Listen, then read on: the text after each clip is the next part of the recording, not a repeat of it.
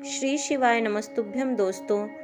हम फिर से हाजिर हैं अयोध्या दर्शन की सीरीज़ में। इसके पहले भी हमने अपने चैनल पर हनुमानगढ़ी के, माता छोटी देव काली के मंदिर के और नागेश्वर नाथ मंदिर के वीडियो डाले हुए हैं और इसी क्रम में हम आगे आज आपको लिवा चल रहे हैं काले राम और गोरे राम मंदिर के दर्शन कराने के लिए, जो प्राचीन मंदिर हैं और बहुत भव्य हैं। यहाँ भक्तों की सभी मनोकामनाएं पूर्ण होती हैं और ये मंदिर स्थित है राम की पैड़ी घाट, माता सरयू के राम की पैड़ी घाट पर जो नागेश्वर नाथ जी के मंदिर हैं, ठीक उन्हीं के पीछे उनके पास ही ये मंदिर स्थापित है।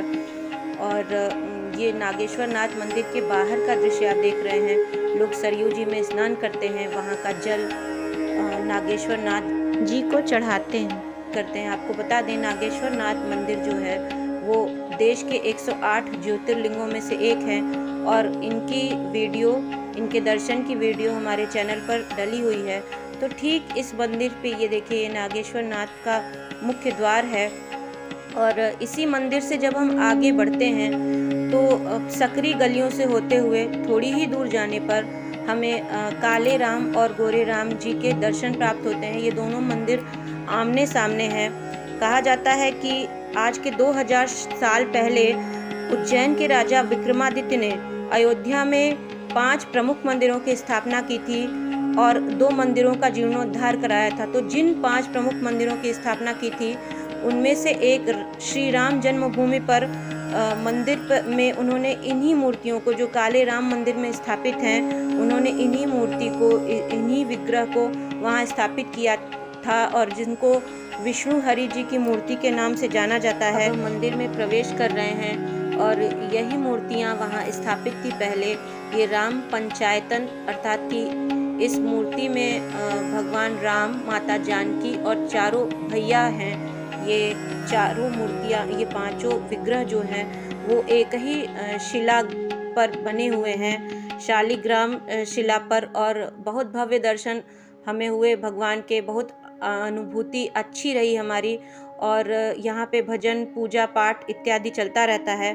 तो करीब 1500 वर्षों तक ये मूर्तियाँ उसी मंदिर में स्थापित थीं और इसके बाद वहाँ के प्रसिद्ध संत श्यामानंद सरस्वती जी को जब यह अनुमान हुआ बाबर के आक्रमण के समय कि यवनों द्वारा कहीं ये मूर्तियाँ भगवान का अपमान न हो, तो उन्होंने इन मूर्तियों को सरयू जी में प्रवाहित कर दिया था और लगभग 220 वर्षों तक ये मूर्तियां नदी में रहीं।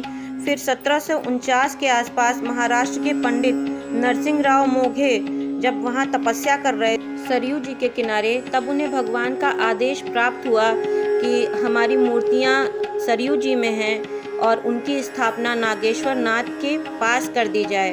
तब उन्होंने इन मूर्तियों को सरयू जी से उन्हें ये मूर्तियाँ प्राप्त हुई और जब ये मूर्तियाँ उन्हें मिली तो उनके मुख से निकला काले राम मिल गए और इसी तरह से भगवान का नाम काले राम पड़ा।